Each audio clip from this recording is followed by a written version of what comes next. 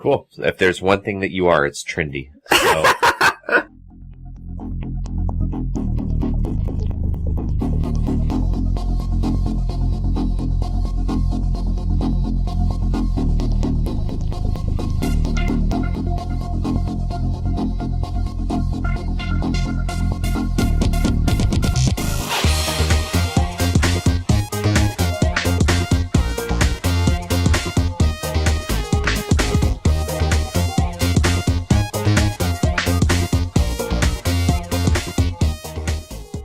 Welcome, nerds, to another episode of the Nerd You're Looking For podcast, a weekly nerd culture podcast that discusses the culture through various segments. My name, of course, is Patrick Kuhn, alongside my co-host, actually in the flesh for this particular episode, that Tyler Hunt. How's it going, man?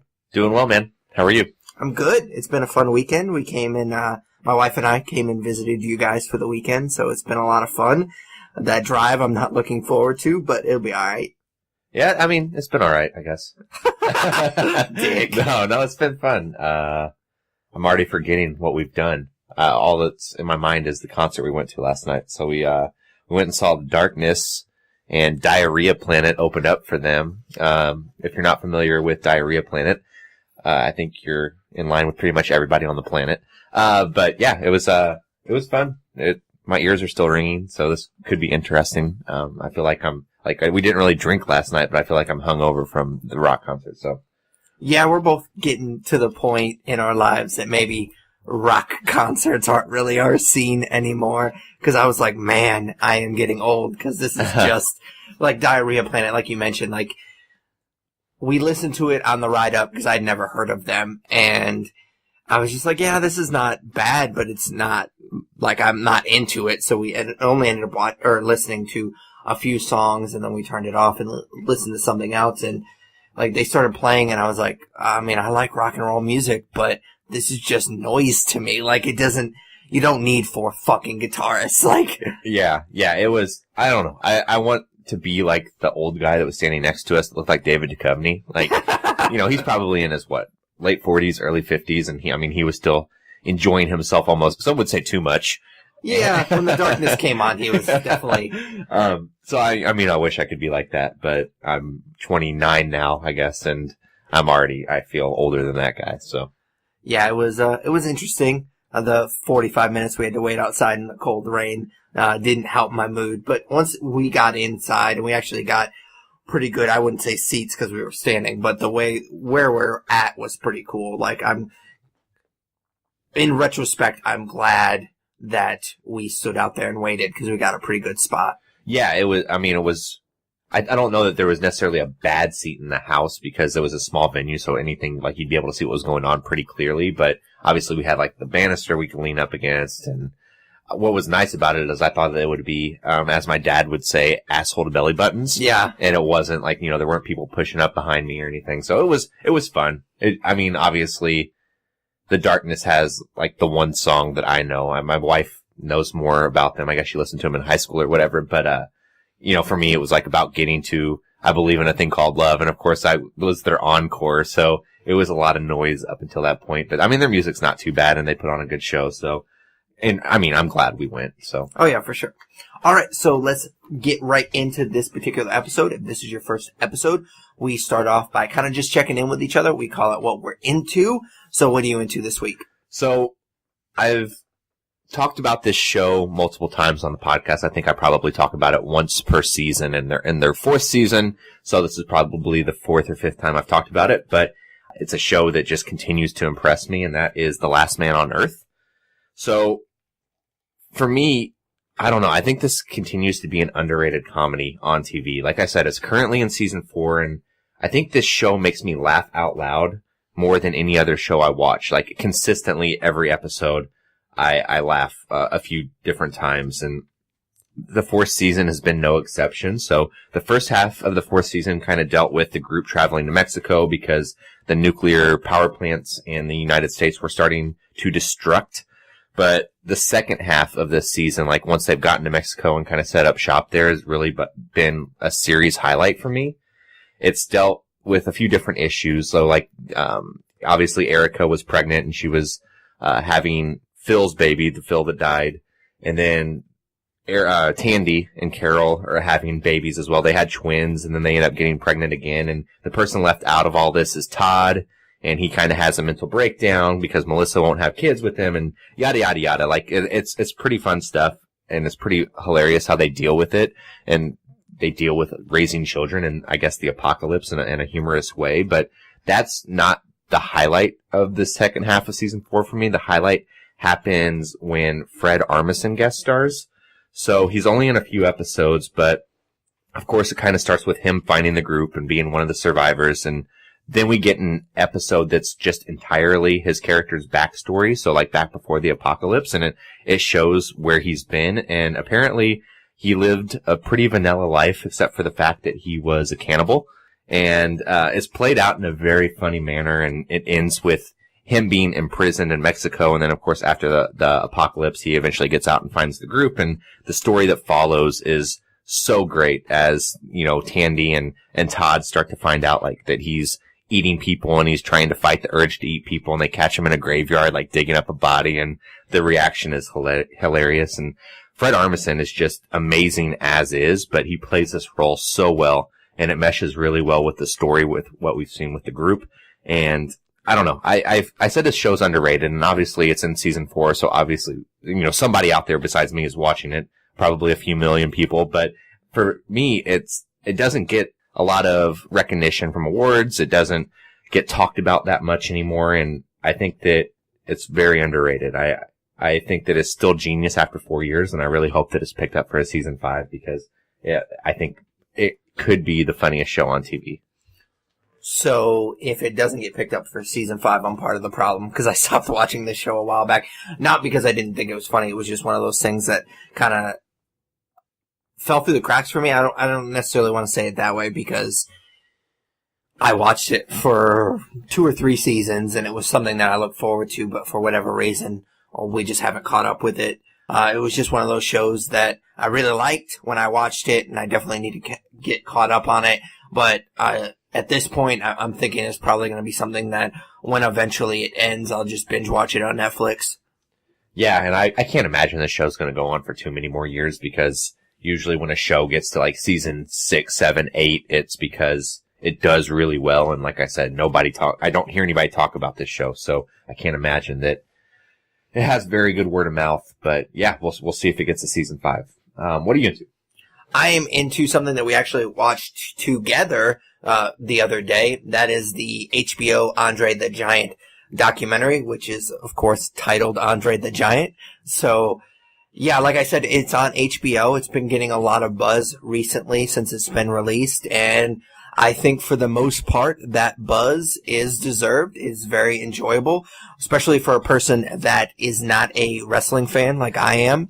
I think we've talked about this before. I don't think either one of us are huge wrestling fans, but you're definitely more of a wrestling fan than I am. Basically, all of my wrestling knowledge is from playing WWF Warzone and WrestleMania. I think it was 2000 on N64. That's pretty much it. I've gone to one wrestling match in my entire life. I mean, other than when I wrestled in high school, but that's something different. But, yeah, I think we went to WrestleMania or some wrestling show or Monday Night Raw or whatever it was called. I don't remember, in Louisville when I was like in the 8th grade because my mom got free tickets because she worked at KFC, and those big events in Louisville, a lot of times we got free tickets too. So I went to that, and so I was into wrestling for like a minute after that, and then I never really got back into it. I think I bought like one wrestling magazine after that, and then I quickly fell out of it. So I don't really know a ton about it. And so it was kind of interesting to me because they talked about a lot of stuff that I'd never heard before. A lot of the stuff about Andre the Giant in particular I had seen before. Like I'd heard that he was kind of a different person outside of the ring, that he was what you would call a gentle giant. And they made obviously a big deal about his deformity, and everybody kind of, I wouldn't necessarily say picking on him, but he could never go outside and kind of just have one of those days where he just puts a ball cap and sunglasses on and kind of blends in with people, not just because he's famous, but just because he's just literally this giant dude who, even if you didn't know who he was, you were kind of pointing at him and you would notice him walking down the street. So that kind of stuff definitely interests me. So I was definitely intrigued when they started talking about that kind of stuff, because I think that's stuff that makes for a really great documentary. The thing that I was surprised I was interested in is they kind of blended this documentary, not just about Andre the Giant, but they kind of blended some of the stuff about the growth of wrestling as a sport and as entertainment and how he played a huge part in that growth. And I thought that stuff was really interesting. I will say the one negative thing that I can say about this documentary is that there was about a 10-15 minute part where it was really, really into Hulk Hogan. And I forgot that we were even watching an Andre the Giant documentary. Now, I know what they were trying to do. I know that they were trying to kind of build momentum to their big match in WrestleMania 3, I think it was. They talk a lot about that towards the end of the documentary and how that was kind of the end of his wrestling career. That was his last big highlight. He turned the heel, as they say in wrestling, which I did not know that was a thing. I had to look it up as we were watching the documentary because I had forgotten what that meant. And so, yeah, that was definitely interesting, but at the same time, I was watching a documentary about Andre the Giant, not Hulk Hogan. Like, I saw the reality show for Hulk Hogan. Like, I watched that for a little bit. Like, I know a little bit about him, so I kind of wanted to know more about Andre the Giant.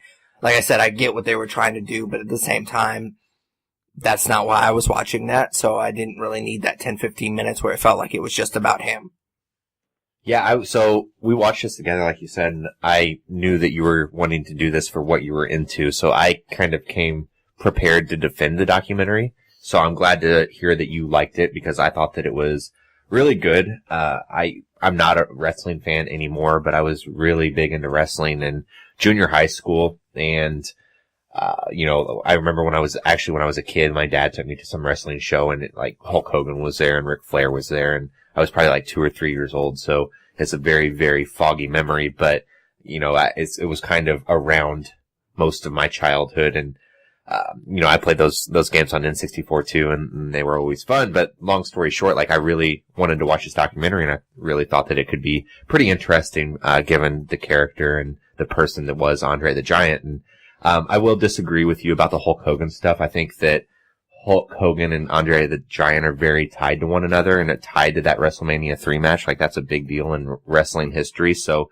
to carry the gravity of that situation, you kind of have to tell a little bit of the story of Hulk Hogan. So it didn't bother me as much as it bothered you, it seems like. But overall, I thought the documentary was done very well. And I like that we're kind of at a point with things where, somebody like Vince McMahon can sit down and talk about the entertainment value of wrestling. And everybody knows it's fake and it's predetermined.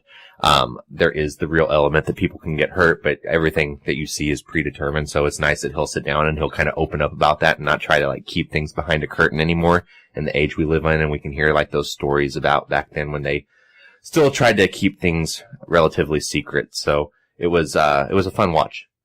Yeah, for sure. And I understand why they talked about him so much. I get that. Like I said, I think that it was important for the lead up to WrestleMania 3, but I felt like they could have done a better job, and maybe I could have done a better job explaining my feelings, but I think they could have done a better job at blending, weaving Andre the Giant. It felt like there was a 10-minute period where it was just Hulk Hogan. And I get that, but kind of mention how they were friends and kind of talk more about that, because it felt like it was all about Hulk Hogan. And yeah, I think they could have done a little bit better, but that's my only negative. I really enjoyed this, especially for somebody that isn't a wrestling fan. I was really impressed with it, but I mean, I am a documentary fan. So I will comment real quick on the Vince McMahon stuff. I wonder if that has a little bit more to do with the failures that he's had. I mean, I watched the XFL 30 for 30. That was really, really interesting. I don't know if you've watched that or if our listeners have watched that, but it's very, very interesting. And he's definitely an over-the-top personality, and I think that maybe if he hadn't had certain failures like that, maybe he wouldn't be willing now in his older age to admit to some of these things. But I don't know if that played a part or not. But if you're interested at all in wrestling or Vince McMahon, I definitely check out that XFL documentary. It's pretty good. Cool. All right, so our next segment is just comics. We read a lot of comics, and we like to spotlight 1 or 2 episodes. What did you read this week? I read Crude No. 1, which is an Image comic, and it is written by Steve Orlando and drawn by Gary Brown. And this book, this first issue, is about a lot of things, but kind of after getting through issue 1, the most simple way to sum it up is that it's, I guess, about revenge and discovery. However, I would say explaining it that simply doesn't do it justice and leaves a lot of what's layered into the story out. So I'll get into the plot and kind of talk about what I mean by that. So plot-wise, the book is about a Russian couple living in a town called Vladimir, and the couple's name, and I don't know how to pronounce, like, Russians spell shit weird, and these names are weird, so I'm thinking it's like Peter, but it's spelled Piotr. Piotr? I don't know. That's the one good thing about comics is you typically don't have to say stuff out loud, but here we are. We'll just say Peter for English sake. And his wife, Valentina, and they have a kid named, Kirilchik. I don't fucking know. There's no way. Kirilchik, Kirilchik. Kirilchik. Anyways, like, that's the family breakdown. So once again, Peter, Valentina, kid, Kirilchik. So, this issue kind of time jumps a few times and shows this family at different stages of their lives, and we see the interaction of the family as Kirilchik grows up and becomes an adult, and as an adult, Kirilchik has realized that he is bisexual and that he's unable to be himself in this small town of Vladimir. So, to live more freely, I guess you'd say, he moves away to a town called Blackstone. But a year after he moves, his body is brought back to his parents in Vladimir, and he has been shot in the head. So the background noise to that story is that at the beginning of the book, you find out that Peter was a hitman, although that he kind of hid it from his child and said he was an insurance salesman, and he retires when Kirilchik was young, but after his son dies and he gets this body, he comes out of retirement with the promise of seeking revenge and finding out who his son really was. And while revenge definitely seems to be the main theme of this book, what I'm most intrigued by, I think, is the mystery aspect. Peter plans to basically go to Blackstone and do detective work to learn more about his son's life posthumously. How do you say that? Posthumously? Yeah. Sure. And wants to put all the pieces of the puzzle together to kind of drive his revenge. And I think that's a really interesting setup, and I'm definitely looking forward to seeing where the story goes. If I had one complaint, though, it would be that the plot gets a little muddled at times. And I mentioned that it time jumps, and that's confusing enough, but the fact that the art in this book is a little vague in a few panels left me slightly confused with who some of the characters were, especially as Kirilchik was growing up. He looked much different than he did as a kid, and it was never really clearly identified that that person was that kid. So overall, I mean, I can definitely see the direction behind the book, and I hope that future issues kind of execute the story a little better. But yeah, I'm kind of bought into to where it's headed. I think it's a mini series that the little part that the author sometimes writes at the back of a comic says that it's the first of 6 issues, and I think he's kind of leaving it open to maybe be ongoing if it does well, but I think that I'll be bought in for those 6 issues just to kind of see where the story goes. Yeah, it seems like there's a lot going on in this book, and I'm not sure if I necessarily like some of it, but it seems like it'd be interesting, and there's a lot of different ways that they could go about it. It seems like there's some stuff with the dad's past and then the little kid's past, which I'm not even going to try to butcher his name, but yeah, it sounds interesting enough that they could carry a book with it, but not interesting enough for me to read it. Cool. So what did you read? I read a #1 as well, as I've been doing a lot recently. Domino #1, which of course is a character that is going to be extremely popular after Deadpool 2 comes out. She will play a big role in that movie. I'm assuming she's going to play a big role in that movie. And I'm assuming we're going to see a lot of Domino cosplayers at Indie PopCon and any convention that we go to from now on. But it's not necessarily a character that I am super familiar with. I, of course, being a Marvel comic guy, I know of her, and I've seen her in issues from here and there. Like, she'll pop in from now and then. Like, I don't think I've ever read anything where it was just her book. So, I was definitely intrigued by it. It kind of lost me a little bit at the very beginning. I've talked about how I'm not a huge fan of flash forwards. It seems like movies and TV and comic books love the flash forward, and I think it's just kind of a trope at this point. And so I was a little bit disappointed. Like, basically you see her and she's just kind of talking to somebody, but you don't really know who she's talking to. But then it got me back in once you realize that she's talking to a little pug. And I love dogs, especially pugs. So I was all in at that point. And I thought that it did a good job, despite being a flash forward, because it kind of tells people who she is as a character, which seems kind of lazy, but at the same time, that's kind of what I wanted out of this book. Like, I don't know a ton about the character, so it kind of helps that I have this little introduction to her. It's a number one. Like, I think that's important. I've complained about this, and I think I said most notably when I talked about the Runaways number one, like, that didn't feel like an actual number one. It was just kind of picking up where the story had left off previous, and I felt lost. And this book, I definitely didn't feel lost, because they definitely hold your hand a little bit. And for longtime readers and people very familiar with the character, that might not be a good thing, because they're going to be bored with that. But for me, and I think a lot of readers like me who don't know a ton about the character, I thought that was important. And then once the book gets going, I thought it was pretty cool, because they basically have this mission. She's a mercenary like Deadpool. She's basically the female version of Deadpool, just to kind of sum her up a little bit.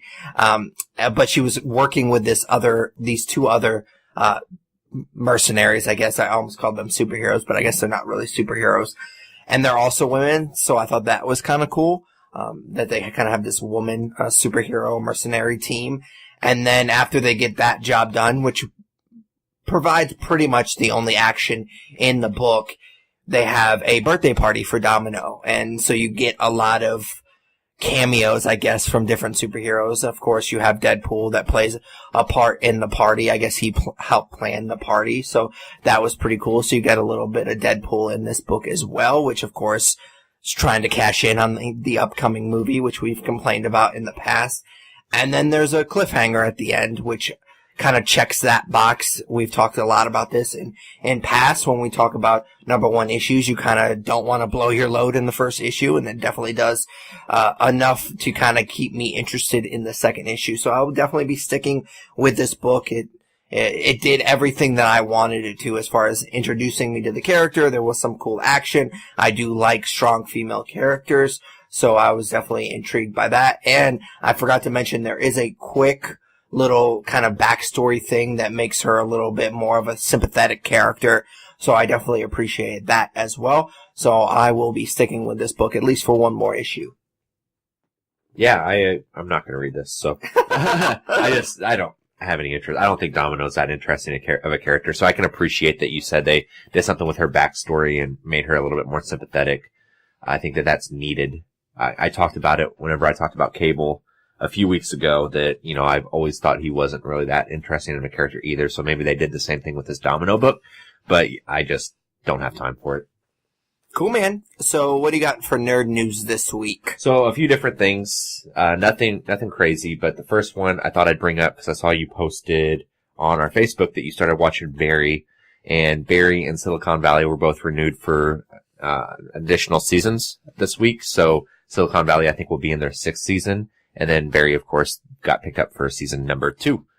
So I'm pretty excited about that. I like both shows. I almost talked about Silicon Valley today, but I'm sure I'll talk about it on a future episode very soon. And then, of course, I talked about Barry, I think, last week. So I'm really digging that show as well. So it's cool that it got picked up for a 2nd season.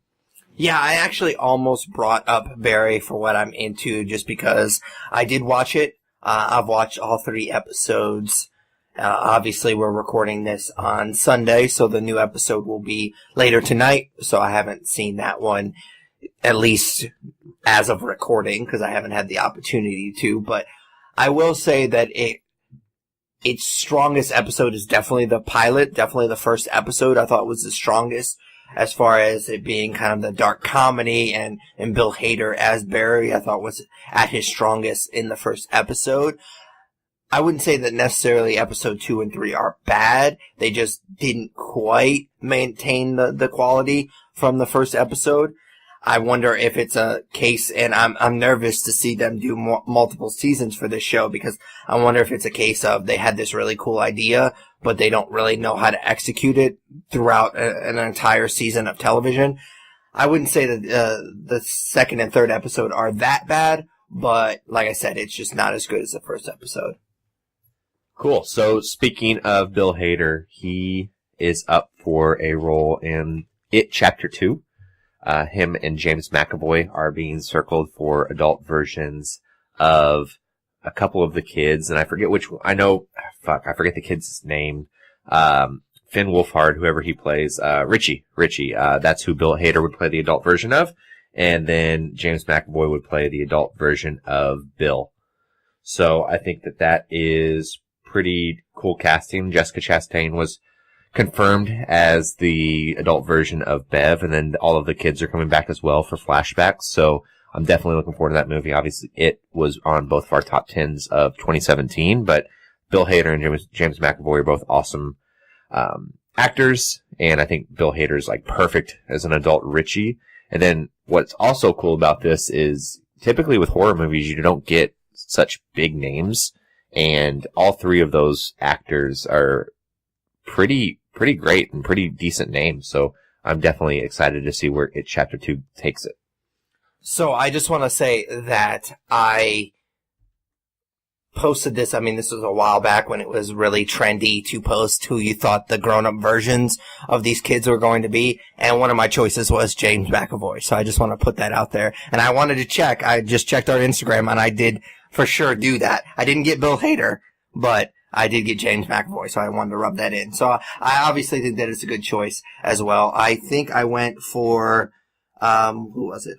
Oh, Adam Scott for Richie's character. But other than that, I think because his character is funny and he's kind of the comedian, like in the book he becomes a comedian. I think he's a talk show host or something like that.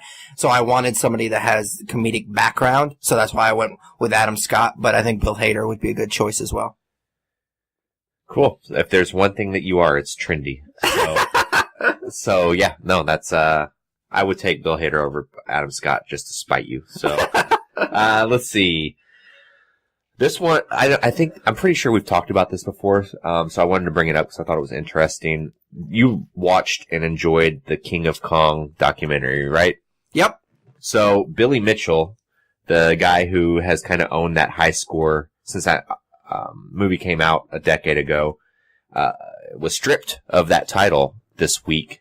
I guess he used an emulator is what they found, and so he's been stripped and kind of blacklisted from competition with high scores in video games. So I forget the dude's name, but kind of the hero of that documentary, the guy that was painted in the picture of being, was it like the Steve everyman? Levy or something like that? Yeah, that sounds right. Anyways, yeah, he has the title now. So I don't know all the ins and outs of what the emulator did to help out Billy Mitchell, but obviously that's kind of a resolution for those of us that really like that documentary and wanted to see, we'll go with Steve Wiebe, see him win. So, well, from what I understand, because this is a story that I've been following for quite some time, it's Twin Galaxies, by the way, the record that he was stripped, and he's no longer allowed to participate in any of he's not allowed to submit any more high scores with Twin Galaxies from now on. He's basically been banned for life with that organization, and that was a big part of the documentary as well. From what I understand, and our listeners can correct me if they know a little bit more about it, basically, it's not the end of the world if you use an emulator for these particular. I think they have a separate scoreboard for people that use the emulators, but he claims, and they even had a video of him like changing out the boards from Donkey Kong to Donkey Kong Jr., and there's a little suspicion about whether or not he actually switched it out or not. And it was kind of a shady video. Like, I watched it and it was really kind of a weird video. But basically, there's no way that he didn't use this emulator because of somebody broke it down and looked at how the game loads up when you first load it up on an actual machine and versus how it loads up on this emulator. And it's clear as day that he used this. And the problem with using this particular emulator that they accuse him of using, and again, it's no question that he used it, you could actually create, I think, what they call like save spots, where you could actually like basically create a perfect run, because after you do a level, you can basically just save it and reboot it if you were to mess up. So that's the problem with using that, is that in a regular arcade game, you can't do that. In order for you to do a perfect game, you have to do a perfect game. You can't just start over. And that's the problem with using this emulator, is the fact that you could start over. Yeah, I mean, obviously, I think that any competition involving a video game should, you can't tamper with it. Like, it should be on the original console, and it sounds super fishy, and obviously if you've seen that documentary, he was a super fishy guy and kind of a dillweed, so yeah, at least there's some resolution there. It sounds like, King of Kong #2 could be made if they captured any of this on camera. Wanted to do some interviews, but I don't know that Billy Mitchell would be willing to participate this time around. So. No, he's kind of notorious for not doing interviews, and the only interviews that he does are people that actually like agree with him and like obsess over him, like just basically fanboys of him. Those are the only shows that he are willing to do. And I will say that this is I'm very interested in this kind of stuff, and Twin Galaxy does have a lot of controversies around them. So if you're ever interested, definitely look that up, because they've had a lot of cheating scandals. Basically, there was another guy who is kind of, what is the Activision guy, or I don't know what his nickname is, but basically he just made up records and got them submitted through Twin Galaxies, and literally they have done tests, and some of his records aren't even physically possible in the games that he was claiming to have gotten these records in. It's very interesting, and I wish I had known his name. I didn't know we were going to talk about this, or I would have looked it up. But yes, there's definitely some scandals with Twin Galaxies that if you're interested in this, definitely look them up, because I spent a whole day one day just at work instead of doing work and just watching YouTube videos about all this stuff. It's very interesting to me. Yeah, that's interesting though, because I read that they're like the official sponsor of Guinness World Records as far as like video games go. Like, yeah, they work goes hand to in them. hand. Yeah. So if they're fishy, you would think Guinness would kind of cut ties. But, for sure. Yeah, that's different. That's all I got for Nerd News, man. All right. So as we've been doing a lot lately, we are going to be reviewing another movie. And the movie that we are going to be reviewing this time around is Rampage, which, if you're not aware, is based on the video game franchise of the same name. This film was directed by Brad Payton, who was a name that I thought I knew, but then I looked up his filmography, and he's really done not a whole lot. I mean, actually, he's not done anything that I've seen before. He's done a lot of stuff with The Rock. He did San Andreas. He also did Journey to the Center of the Earth 2. So none of those movies I have seen. He's done a couple of things here and there, but I guess it's just because he has a very generic name is why I thought I knew him. Basically, Rampage is about a secret, dangerous pathogen which is released on 3 unsuspecting animals. This pathogen gives the subject incredible size, strength, and, of course, aggression. And we've talked about this before. Video game movies are stupid. Like, I get why they do them, because they're a franchise and they want to get people in the seats, but it's just so hard to replicate the experience of playing a video game.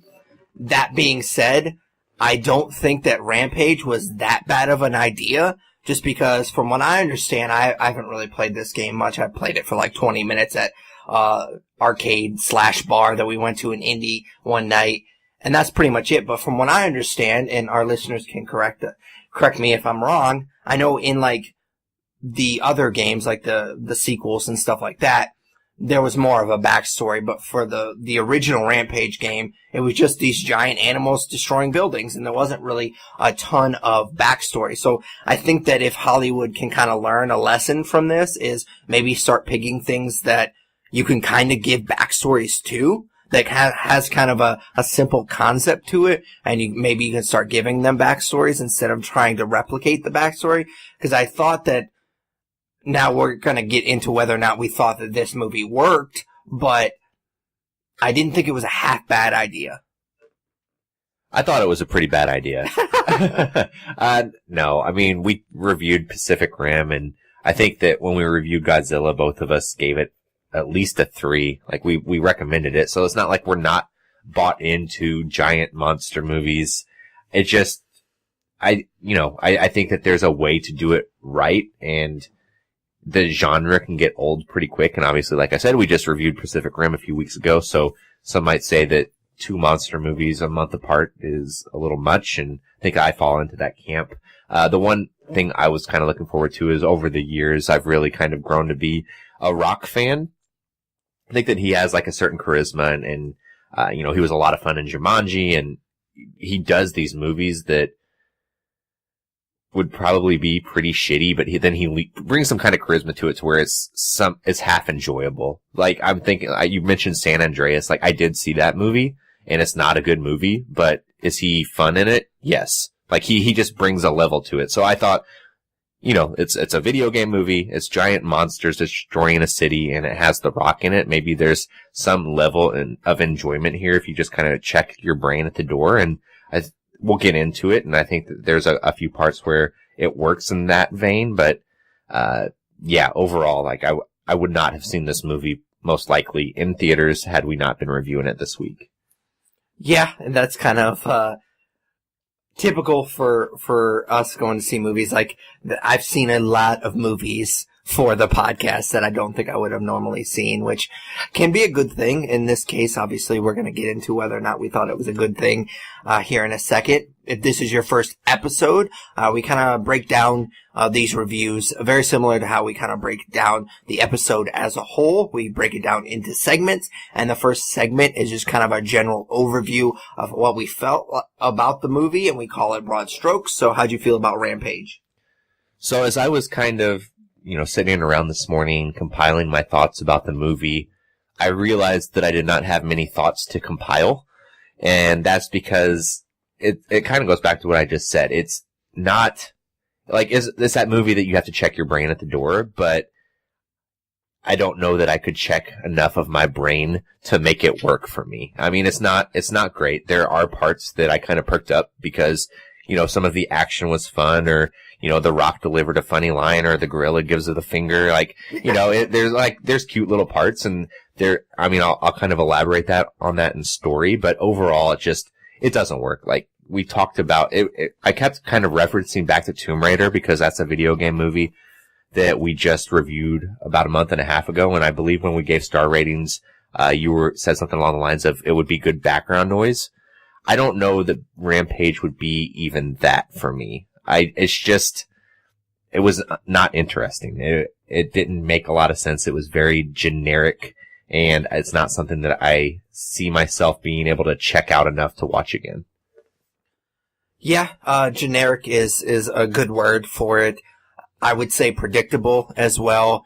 I mean, of course, we're going to touch on it in the story. I think, again, I don't like video game movies. You just can't replicate the experience of playing a video game in a movie. But like I was kind of saying a little bit in the intro to this review, I don't think that they picked necessarily a bad thing, like a bad franchise to go off of, because you can kind of give it its own backstory. And I think that maybe if they picked a better team that is willing to maybe make some more creative choices and maybe take some more creative risks, maybe it could have worked a little bit better. But I don't know if that's something the studio would have allowed, because this seems kind of like a safe movie anyways. You have a video game movie with The Rock in it. Like, the studio is expecting it to make money, and I get why they want to do these types of movies, because again, it's going to make money, but at the same time, it just doesn't, I don't know, like, there's a curse around video game movies, and mostly because they're just made to make money, and I don't think the studios necessarily care that much about making them good. And I know that you had shown me this, and I had seen it later too, that The Rock basically tweeted out that they have broken the video game curse, and I'm like, ugh, like, I saw this before we saw the movie, and I was like, well, maybe it's a little bit better than I thinking it's going to be, and we kind of went into the movie, and I was looking at Rotten Tomatoes, and it was like at 50%, which is not great by any means. That's still rotten.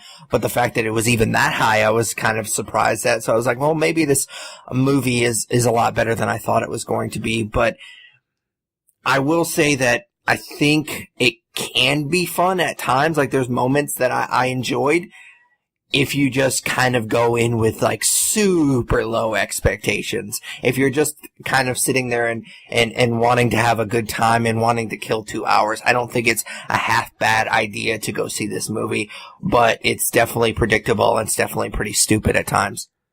I think the problem here is that, yes, it has a 50% on Rotten Tomatoes, but the audience score right now on Rotten Tomatoes is an 81%. Really? So we kind of got a little bit of a taste of this whenever we were at the theater. There was a woman behind us that after the Skyscraper trailer showed, she said, that looks really good too. And obviously we've discussed the Skyscraper trailer on this podcast before and how awful it looks. And unfortunately, there are a lot of moviegoers out there that enjoy this kind of movie, and that's obviously who I think it's made for. And I don't think we can consider ourselves that audience anymore. For sure, and there's nothing wrong with that. Like, honestly, there's times where I kind of wish that I could turn off the movie critic part of my brain and just enjoy a movie for what it is, but I just can't do that, and I've never been that guy. So it's like, yeah, I wish I could just sit there and watch a movie and just have fun with it and just not realize that it's a turd, but I just can't put that. And we've had this discussion before, but I know people that are just like, oh man, if you like this movie, you'll like this other movie. And I know in my brain that movie's garbage. Like, I've seen it or I've seen enough, and I'm just like, ugh, like, I'm not gonna take your opinion seriously ever again because you suggested this one movie. And I kind of wish that I was that way sometimes, that I could just shut my brain off. But yeah, it's definitely one of those movies that if you just go in with like super low expectations, maybe it won't be half bad. Yeah, I mean, we've said it before, like, we don't go into any movie wanting it to be bad. Like, yeah. I didn't go into this movie yesterday wanting to sit through 2 hours of nonsense. I wanted Rampage to be good, but yeah, I mean, it is what it is. We'll get into it. All right, so the next segment is just we just sit here and break down the story. There's not a whole lot to break down. If you've seen any action movie pretty much ever, you know the beats that this movie's going to go through. But what'd you think about the story? I mean, you said it. There's not much to it. You kind of see pretty much everything you need to see from the trailers. So if you've seen the trailers for this movie, you know the story, and it's just little. I've said it before in other movies like this, but it's like just little plot devices here and there to get us to the point where we have 3 animals destroying a city. I think that the one saving factor of the story is the relationship between The Rock's character and the gorilla. I already forgot the fucking gorilla's name. George, right? Yeah. Yeah.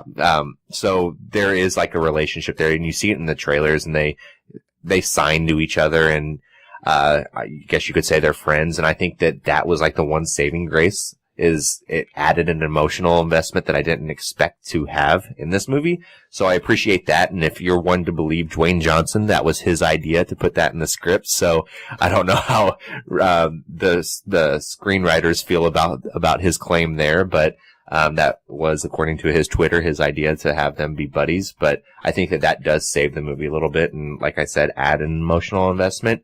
The one thing that really bothered me about one of the many things that bothered me about this movie were the villains, played by Malin Ackerman and some generic white dude. Plop from The Office.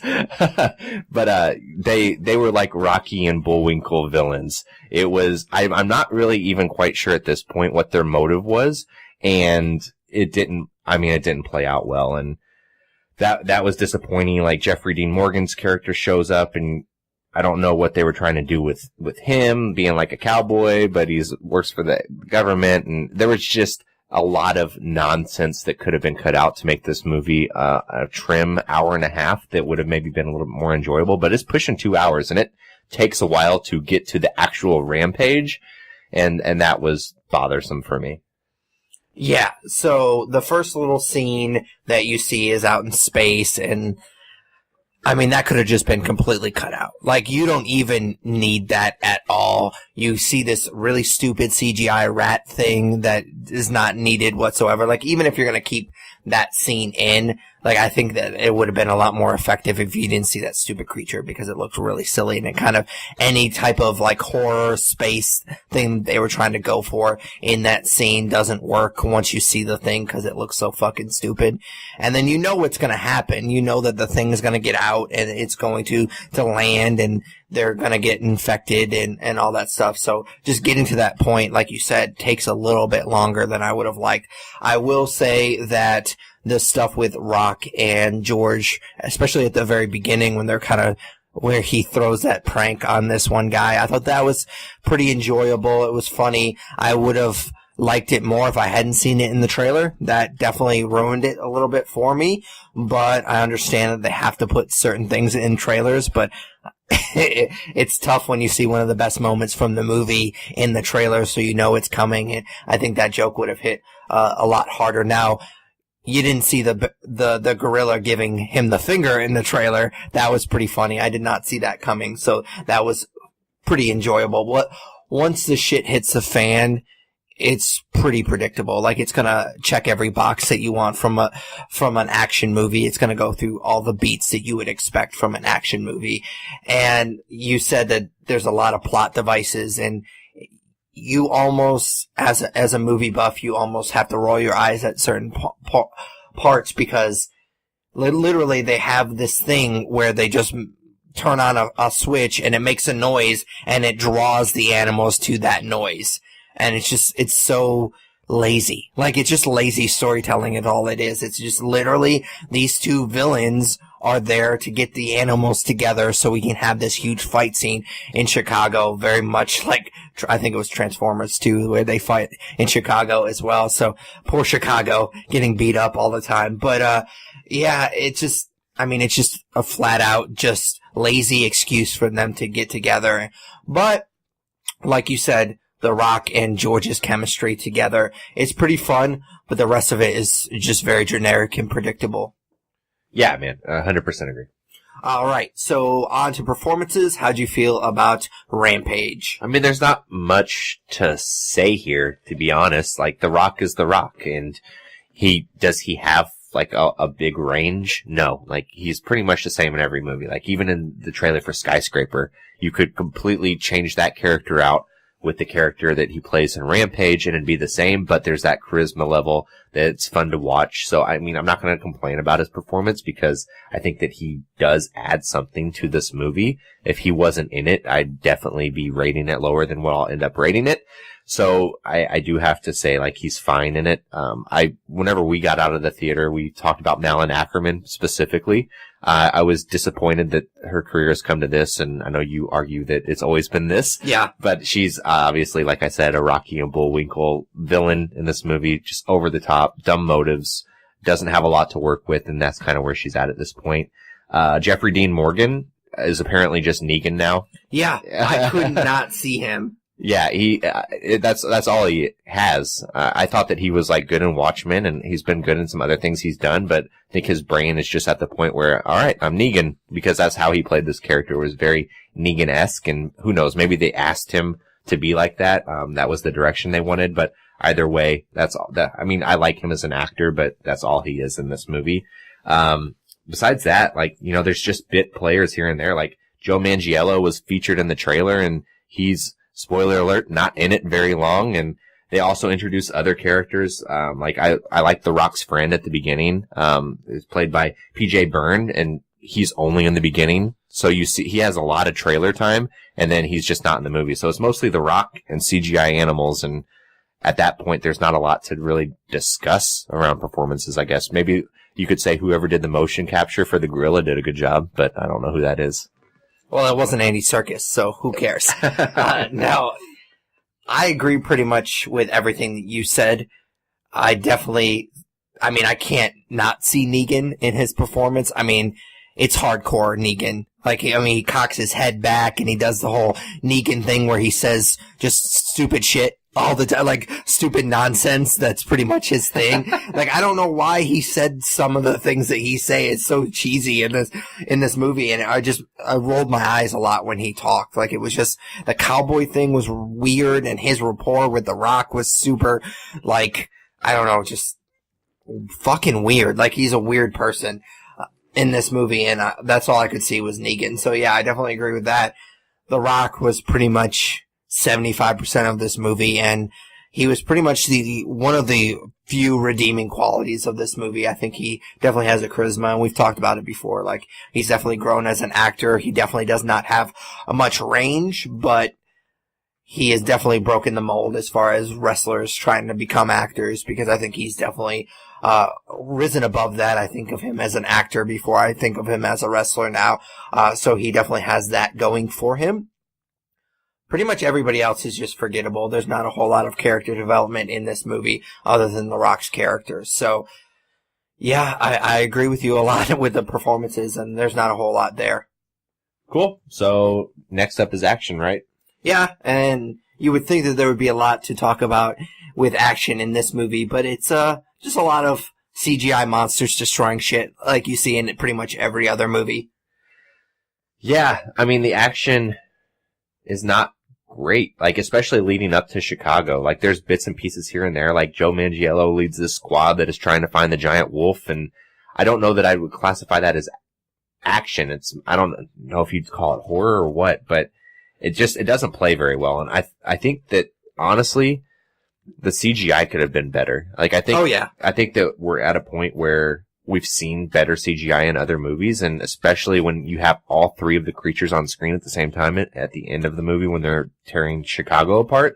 Like, it could have looked a lot better than it did. So, overall, like, that would be the one redeeming quality to add on to, you know, the other stuff, the things I did like with the story, but that, I mean, I can't really say that I even was able to, like, turn my brain off and just enjoy the action in this movie.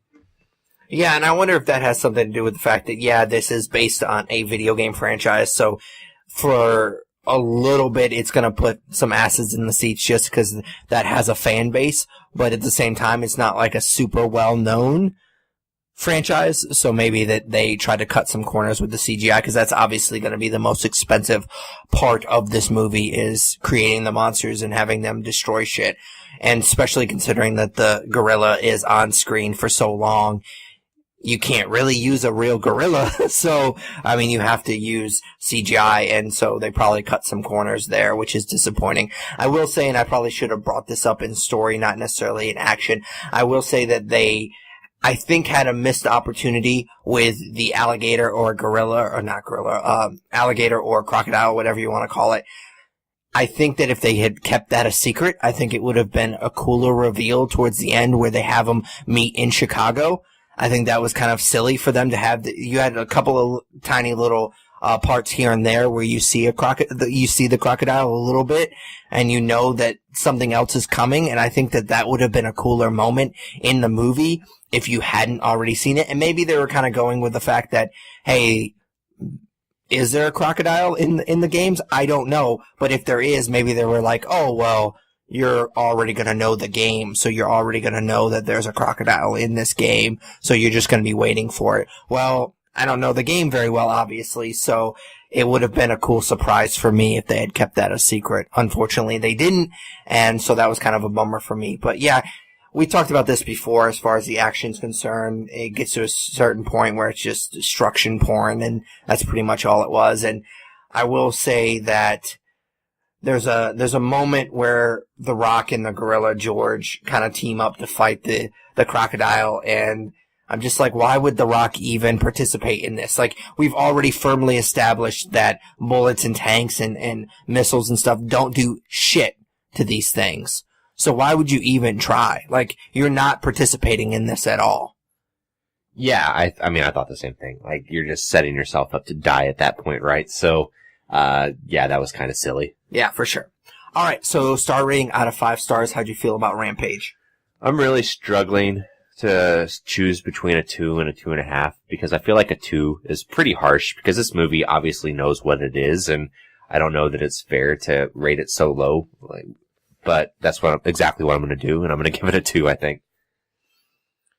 I think I'm going to go with 2.5 because 2 for me is like Fast and Furious level bad. Like, I would definitely watch this movie over any of the Fast and Furious movies.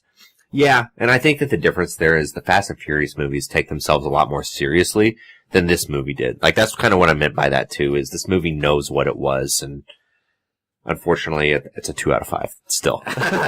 Yeah, so I'm going to give it a 2.5 as well. Like, not quite a recommend, obviously, because I wouldn't, if you have anything else to do, I would definitely not see this movie, but it's not the worst thing that you could do with 2 hours as long as you shut your brain off.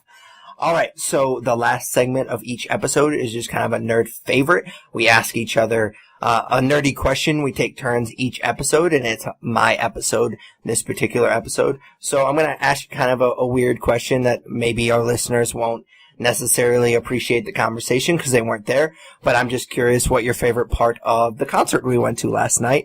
Again, we went to see The Darkness, and it was a lot of fun. I'm glad that we went. It's hard for me to pick what my favorite part of it. I mean, obviously we had the 45 minutes waiting out in the cold and in the rain. That was pretty awesome with no jacket, but that's on me. I should have wore a jacket. But, I think just the energy that they brought to the show, like, I am not a Darkness fan whatsoever. Like, I know the one song. I thought I knew a second song. If they have a second song that I know, they did not play it because I did not recognize anything else. But, just the energy, especially considering we were driving home and we looked it up and a lot of them are like in their late 40s and one of them, I guess, is 50 years old. And the fact that they're still like rocking as hard as they did, I thought that was pretty awesome. Like, they put on a really cool show for somebody that hadn't heard 95% of the songs that they played. I thought that they did just a really awesome job, especially the lead singer. His antics do get a little old when you watch him for an hour and a half, but just the fact that they still bring that much energy, especially considering they've played these songs probably 1,000,000 times, I thought was just really, really cool. Yeah, no, you're spot on. They definitely brought the energy. I think my favorite part was threatening to divorce my wife out in line in the cold whenever I was putting the blame 100% on her for the situation we were in, because there was definitely confusion around what time the doors open. But yeah, no, in all seriousness, like, I'm glad that she had the idea to go, and I'm glad that I think we talked about it earlier in the episode, but I'm glad that we got the seats we did and we were in line. So, that 45 minutes of torture was worth it in the long run. And for me, my favorite part of the concert itself, I'm going to be very specific here, but I definitely agree with everything you said. But the thing that I was most impressed by was at one point the singer did a handstand in front of the drum set, and then got back down and started just singing like he hadn't just done that. And obviously way better shape than I'm ever going to be in, because he ran around for forever and never got winded and was able to hit all of those high notes that he's known for. So definitely impressive given he's in his 40s. And yeah, I hope I can have that much energy in 15 years. Yeah, that was pretty amazing as well. Like, I was thinking about that a lot. Like, at the time, I didn't know he was in his 40s, because you can't tell by the way that he was running around and as much energy as he brought to the show. I will say that he is a little full of himself with the high notes. Like, at one point, a couple of times during the show, he just went on vocal solos, which was super weird. And the band looked like they were like, all right, we've had enough of your shit. Like, this is stop number 20 on our tour of 40 cities, and you're going to have to stop this shit. So at one point, he made a School of Rock joke, and I thought the joke was actually kind of funny. But then I felt like later in the show, at the very beginning of that movie, they kick him out of the band. They kick Jack Black out of the band because they were like, we're tired of the 20-minute guitar solos. And I felt like it was ironic that he made a School of Rock joke and then he went on for a 10-minute vocal solo. I bet the band sat him down to watch School of Rock to kind of maybe give a message, really subconsciously, and he just didn't get it. Oh yeah, for sure. Because he did it more than once, and it was so weird. Yeah, and he was wanting the audience to participate, but it was too intricate for them to remember and do it collectively, and it got kind of strange. Oh yeah, for sure. But I mean, it was fun. I'm glad that we did it. I'm glad that I am not sick today. I was pretty sure I was going to be. Well, give it time, man. Oh yeah, for sure. All right, so that's it for episode 185 of the Nerd You're Looking For podcast. As always, we'd appreciate if you subscribe, rate, review us on iTunes, Stitcher Radio, basically any good podcatcher you use. We're on it. You can also check out our website, thenerdspodcast.com. Comment and subscribe to our YouTube channel, The Nerd You're Looking For. Follow us on Twitter and Instagram. They're both at The Nerds Podcast. Like us on Facebook. Follow us on Google+. Email us at thenerdsyou'relooking4@gmail.com. And finally, vote for us for Podcast of the Month at podcastland.com. For Patrick Kuhn, Tyler Hunt. we are The Nerd You're Looking For. Take it easy, guys. Later, guys.